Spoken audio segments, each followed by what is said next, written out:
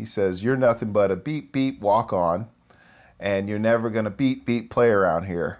I was just completely shocked. He says, "Get back in the beeping line." As a ninth-string walk-on at Florida State University, Andre had many similar experiences. But after a redshirt freshman year, that all changed. Coach Bowden calls me into his office, and he said, "We're going to give you a scholarship." And I just cried like a baby. And by his senior season, he was named the ACC Player of the Year and a top NFL prospect. Andre was picked 3rd overall in the 1998 draft and remains the highest selected player in FSU history. See 5 years later that, I was in Sports Illustrated, I would go top 5 pick. I'm in my master's course, but I was in sports administration. Just all the different things spiritually what God was doing. So he was telling me something then as you're maturing. And I really believe, especially after the first couple years in the pros, that I felt I was going to play 15 years and definitely go to 8 or 9 Pro Bowls and then go to Hall of Fame. But not uncommon to the world of professional sports, those dreams were shattered by injury. I went through 5 years with 17 surgeries. I had 14 knees, 2 torn Achilles tendons, and a shoulder surgery.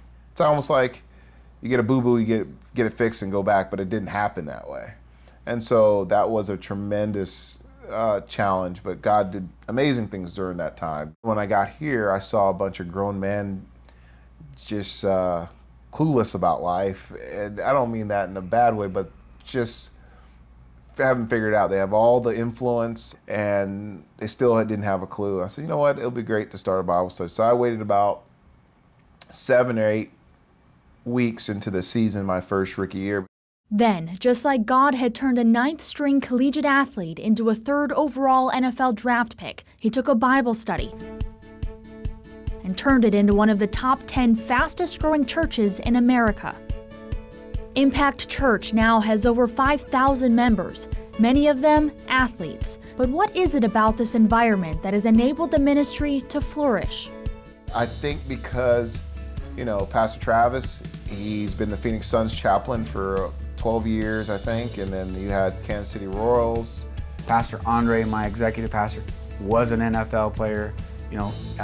Bertrand Berry, played here in Arizona. He was one of the guys in the Super Bowl. He's one of our ushers. But this church started as an athlete Bible study. So the difference is it didn't start out like a normal church plant. It started out in Andre's home as a Bible study for the Arizona Cardinals. You see people that are like you. They talk like you, they walk like you, they have some of the similar experiences that you have. And when the pastor is a former athlete, it definitely gives you an immediate connection. And so the connection with Andre speaks for itself. The fact that he's a big guy like myself and he's sold out for Jesus, it makes it much more inviting. And when you see people that have the same heart and have the same mission in life, and Impact is full of those type of people.